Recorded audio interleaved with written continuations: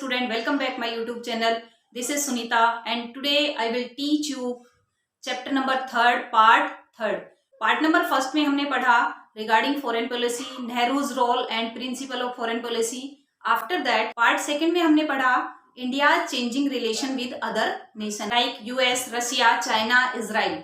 आज हम स्टार्ट करने वाले हैं पार्ट नंबर 3rd जिसमें हम पढ़ेंगे regarding India's and neighbour countries relation. जो नेबर कंट्री है उनके रिलेशन के बारे में हम इसमें पढ़ेंगे। Let's start this chapter.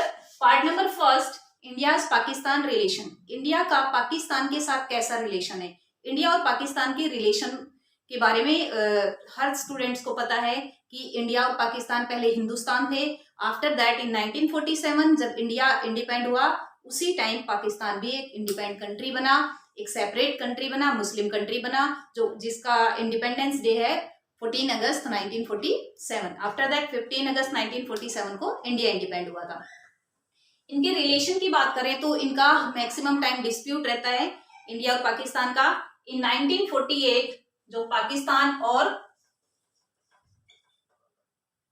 1948 में पाकिस्तान और इंडिया का जो डिस्प्यूट हुआ था रिगार्डिंग कश्मीर इशू, जो हमने चैप्टर नंबर 1st में पढ़ा था चैलेंजिंग नेशन में, कि 1948 में जब पाकिस्तान वालों ने कश्मीर के ऊपर अटैक कर दिया था तब कश्मीर के जो किंग हरी सिंह थे उन्होंने इंडिया से हेल्प मांगी थी।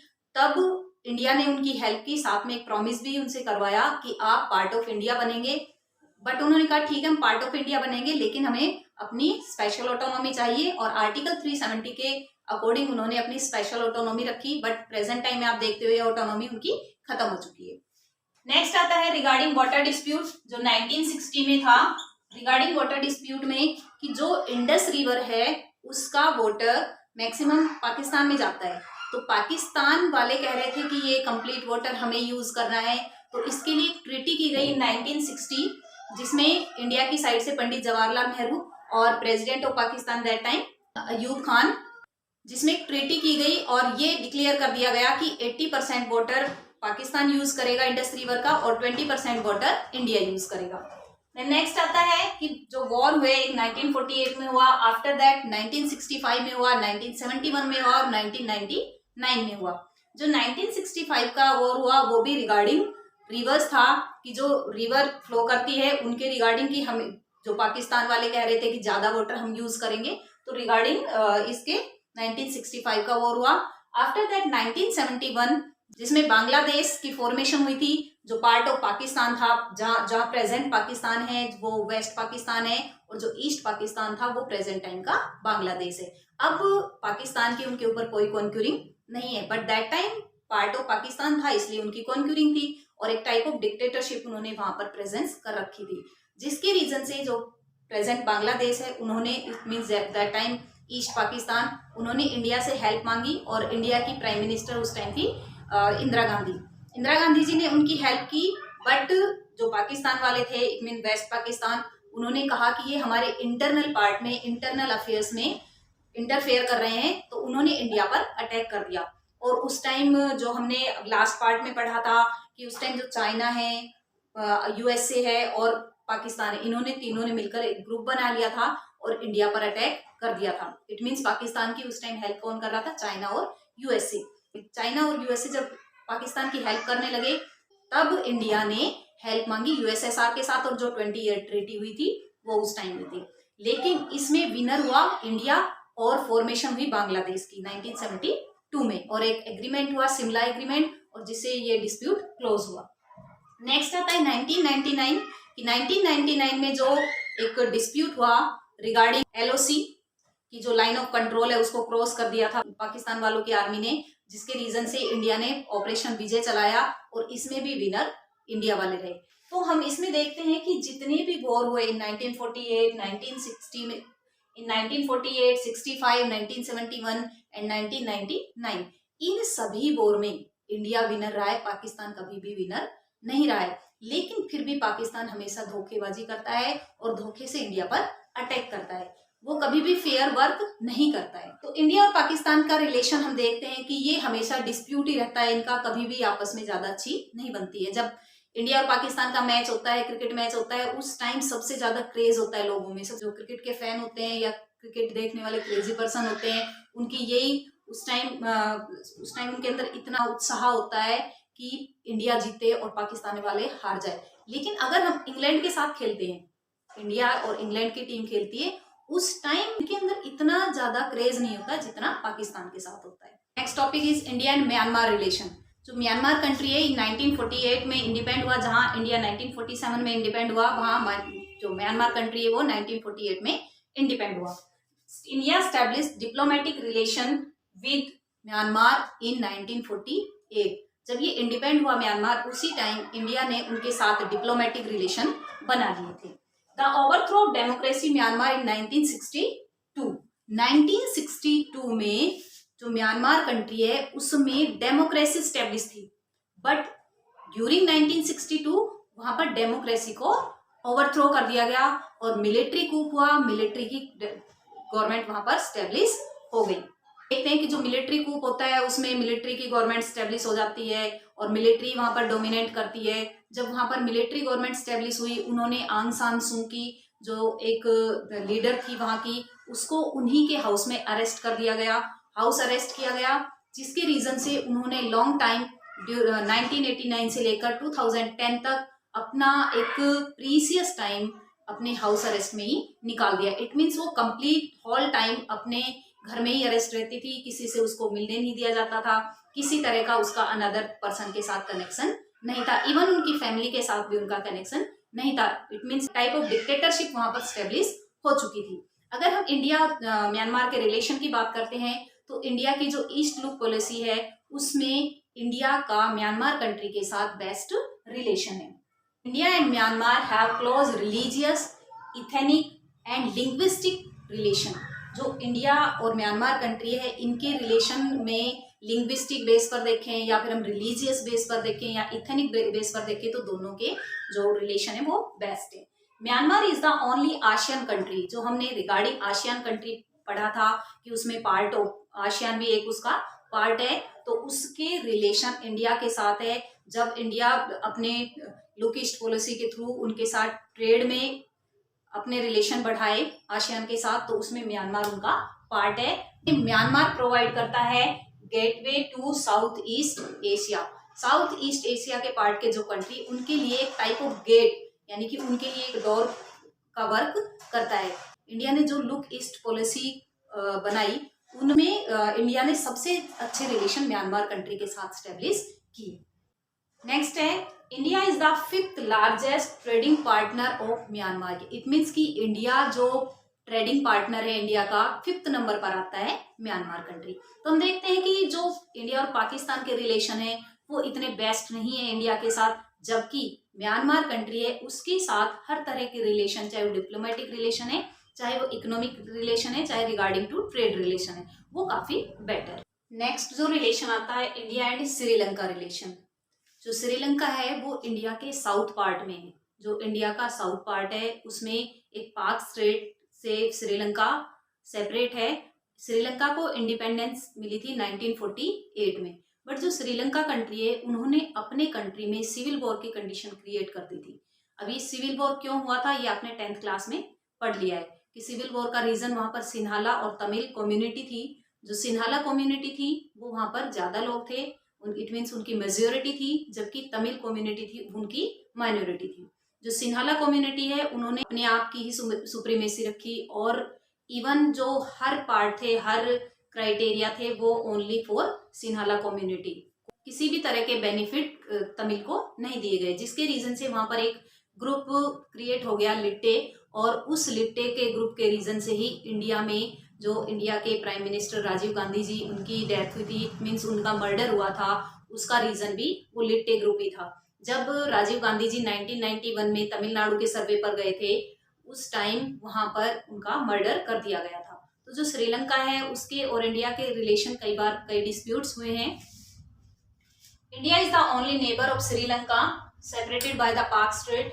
India and Sri Lanka ethnic conflict कौन सा हुआ कि जिसमें तमिल पीपल को वहां पर सुप्रीमेसी में पार्टिसिपेट नहीं करने दिया, और इसमें इंडियन तमिल भी थे क्योंकि जब इंडिया में अपना रूल कर रहे थे उस टाइम इंडिया के तमिल पीपल को श्रीलंका में ले जाया गया था, किसके लिए, फॉर प्लांटेशन, और वो वहीं पर रह गए थे। तो जो लिट्टे ग्रुप बना, उन लिट्टे ग्रुप के रीजन से ये कॉन्फ्लिक्ट, जो इथेनिक कॉन्फ्लिक्ट है, वो चलता था। India sign a free trade agreement with Sri Lanka.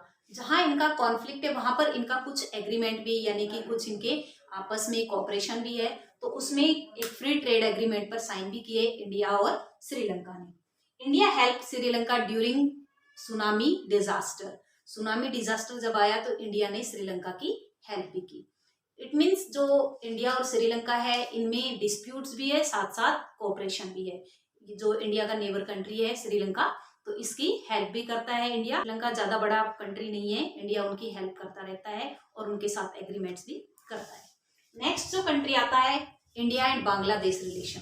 अब बांग्लादेश की बात करते हैं तो बांग्लादेश की फॉर्मेशन तो इंडिया ने करवाई थी 1972 में। जो 1971 में इंडिया ने पाकिस्तान के साथ वॉर करके और बांग्लादेश की फॉर्मेशन करवाई, तो बांग्लादेश को तो हमेशा इंडिया का शुक्रगुजार होना चाहिए कि भाई हमारी तो फॉर्मेशन ही इंडिया ने करवाई। लेकिन उनके भी कई बार डिस्प्यूट्स होते रहते हैं। उन डिस्प्यूट के रीजन क्या है? जो गंगा ब्रह्मपुत्र रिवर का डिस्प्यूट है, क्योंकि जो ब्रह्मपुत्र रिवर है वो बांग्लादेश से होती हुई आती है। Second is illegal immigration. जो बांग्लादेश कंट्री है उसके पर्सन इंडिया में आकर अपना इलीगल वे में वर्क करते हैं, जिसके रीजन से इंडिया और बांग्लादेश का डिस्प्यूट होता है। Next is unfair trade. According to Bangladesh, according to Bangladeshi person, जो इंडिया है वो अनफेयर ट्रेड करता है बांग्लादेश के साथ। तो ये इनके रीजन रहे डिस्प्यूट के, इंडिया और बांग्लादेश के। अगर हम इनकी कॉपरेशन की बात करते हैं कि ऐसा नहीं है कि इंडिया और बांग्लादेश के ओनली डिस्प्यूट ही है, उनकी बनती नहीं है, नहीं उनकी बनती भी है, उनका कॉपरेशन भी है। तो कॉपरेशन में अगर हम बात करें तो पॉइंट नंबर फर्स्ट है लुक ईस्ट पॉलिसी। जो लुक ईस्ट पॉलिसी है उसमें इंडिया का पार्ट बांग्लादेश है, यानी कि बांग्लादेश के साथ अपने रिलेशन अच्छे करता है। इकोनॉमिक रिलेशन, इकोनॉमिक रिलेशन हम लास्ट 10 ईयर से देखते हैं कि इंडिया और बांग्लादेश के काफी अच्छे रिलेशन है। इन्वायरमेंटल इश्यूज, जो इन्वायरमेंट डिग्रेडेशन देख रहे हैं, तो उसके रिगार्डिंग इन दोनों कंट्री के रिलेशन बेस्ट है, दोनों एफर्ट करते हैं। India gave $8 million help to Bangladesh. India ने $8 मिलियन की हेल्प दी है बांग्लादेश को। Next topic is India and Nepal relation. India और नेपाल का रिलेशन, जो इंडिया का नेबर कंट्री है, जो नॉर्थ पार्ट में है, बॉर्डर है, वो भी बिल्कुल टच में है। ये ज्यादा बड़ा कंट्री नहीं है। जो नेपाल है, इंडिया और नेपाल की काफी अच्छी बनती है, दोनों में अच्छा कोऑपरेशन है। तो जो दोनों के कोऑपरेशन में देखते हैं हम कि किस तरह से इंडिया और नेपाल दोनों की दूसरे के कंट्री में विदाउट वीजा एंड पासपोर्ट आ जा सकते हैं।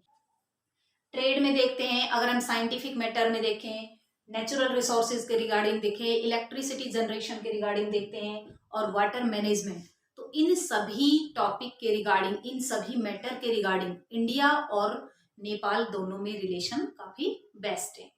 जहां इनके आपस में कोऑपरेशन है, साथ साथ इनका डिस्प्यूट्स भी है कि जो कंट्री एक दूसरे के टच में होते हैं तो थोड़ा डिस्प्यूट तो हो ही जाता है। तो इनके डिस्प्यूट के जो पॉइंट्स हैं, जो डिस्प्यूट के जो मैटर है वो क्या है?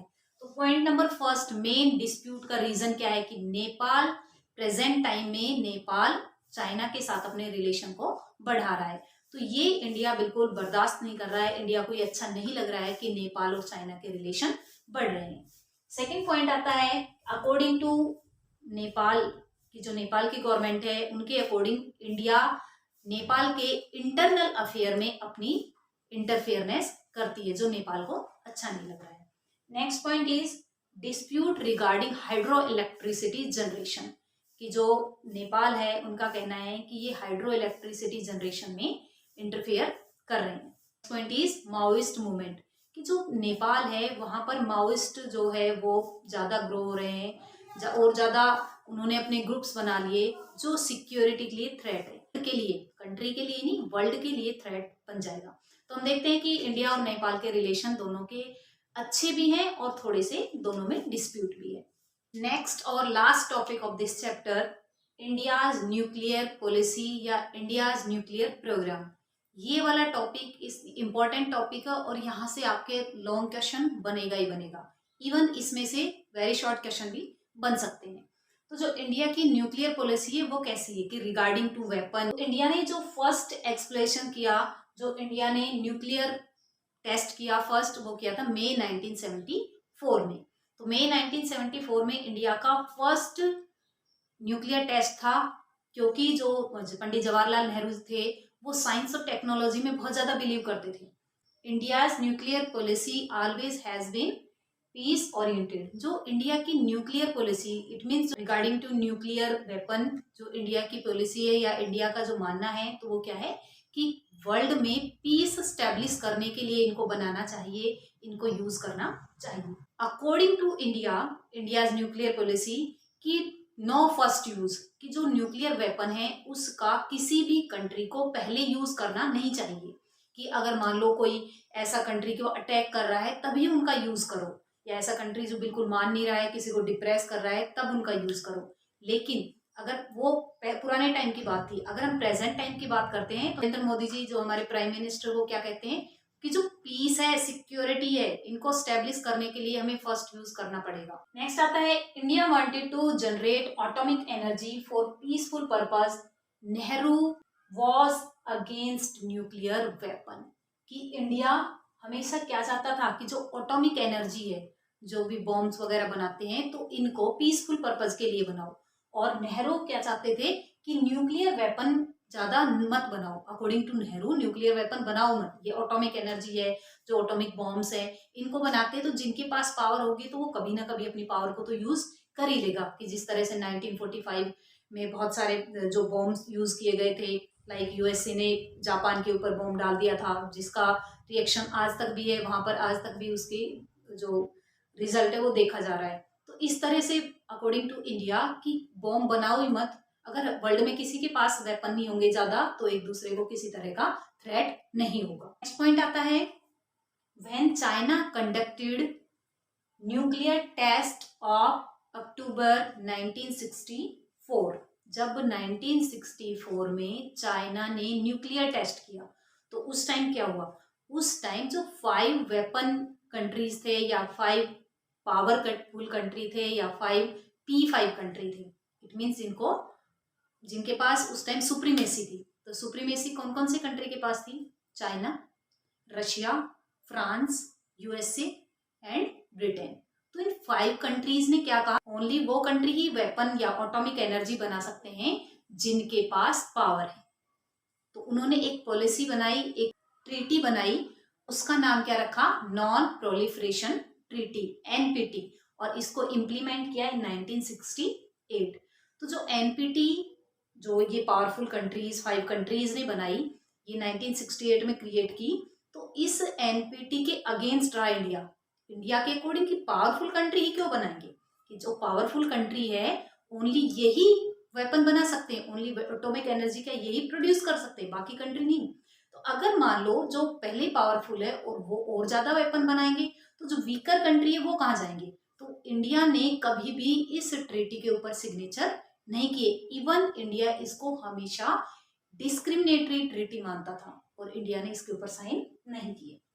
India always considered the NPT is discriminatory and had refused to sign it. India ने मना कर दिया कि मैं ऐसी ट्रीटी के ऊपर साइन नहीं करता जो डिस्क्रिमिनेटरी हो, जिसके अंदर डिस्क्रिमिनेशन है कि ओनली 5 कंट्री जिनके पास पावर है वही सिग्नेचर करे, ओनली 5 कंट्री जिनके पास पावर है वही वेपन बनाएंगे, उनको ही अपने पास एटॉमिक एनर्जी रखने का राइट है।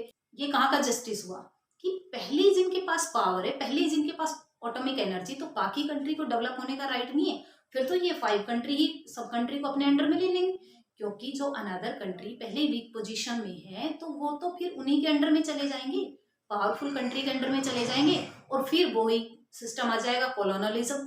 तो इसलिए इंडिया ने उसको क्या माना, एक डिस्क्रिमिनेटरी पॉलिसी माना, एक डिस्क्रिमिनेटरी ट्रीटी माना और उसके ऊपर सिग्नेचर करने से मना कर दिया। तो इंडिया की हम प्रेजेंट टाइम की अगर न्यूक्लियर पॉलिसी देखते हैं, न्यूक्लियर प्रोग्राम के रिगार्डिंग देखते हैं, तो हम देखते हैं कि इंडिया प्रेजेंट टाइम में एक पावरफुल कंट्री है, इनके पास एटॉमिक एनर्जी, न्यूक्लियर वेपन, हमारे पास सब कुछ है। इवन हमने तो ये भी दावा किया है कि हम P5 कंट्री जो बने हुए हैं तो उसमें P6 बनाओ, कि हमारे पास वो सारी क्वालिफिकेशंस हैं, वो सारी रिक्वायरमेंट जो मांगी गई है वो कंप्लीट हम फुलफिल करते हैं, तो हमें क्या बनाइए, परमानेंट मेंबर ऑफ यूएनओ। लेकिन वहां पर किसने रिफ्यूज कर दिया, चाइना ने, क्योंकि चाइना तो इंडिया से ज्यादा बनती नहीं है, तो उसने अपनी वीटो पावर यूज कर ली। जो 4 कंट्रीज है उन्होंने तो यस बोल दिया, उन्होंने अपनी साइड से सिग्नल दे दिया, बट जो चाइना है उसने अपनी वेटो पावर यूज की, और वेटो पावर यूज करने के रीजन से India P5 permanent members of UNO नहीं बन पा रहा है। अगर चाइना भी यस बोल दे, चाइना भी उसमें अपनी हरी झंडी दिखा दे, तो इंडिया भी यूएनओ का परमानेंट मेंबर बन सकता है, क्योंकि हमारे पास टेरिटरी, पॉपुलेशन, डेवलपमेंट, जो भी वेपन, सारी चीजें, सारे क्राइटेरिया को हम क्लियर करते हैं, तो हमें परमानेंट मेंबर ऑफ यूएनओ बनना चाहिए। तो हमने देखा regarding nuclear programme, regarding nuclear policy. तो आज हम किसी कंट्री से पीछे नहीं है, इवन हम भी डोमिनेंट कंट्री में ही आते हैं। जो हमारा इंडिया है वो एक डोमिनेंट कंट्री बन चुका है। अगर हम प्रेजेंट टाइम में डोमिनेंट नहीं होते तो चाइना हमसे डरता थोड़ी नहीं, लेकिन चाइना प्रेजेंट टाइम में हमसे डर रहा है क्योंकि हमारे पास डोमिनेशन काफ़ी है। और जो सुपर पावर है लाइक यूएसए, वो भी बिल्कुल अच्छे फ्रेंड बन चुके हैं। तो इस चैप्टर को हमने 3 पार्ट में कंप्लीट किया है। तो वो जो 2 पार्ट है वो आपने नहीं देखे तो उनको देख लेना, और ये आपका लास्ट पार्ट है, और ये आपका लास्ट पॉइंट था रिगार्डिंग न्यूक्लियर प्रोग्राम। तो आई होप ये चैप्टर आपको अच्छे से क्लियर हो गया होगा। मिलते हैं नेक्स्ट वीडियो में, तब तक के लिए ओके बाय, टेक केयर।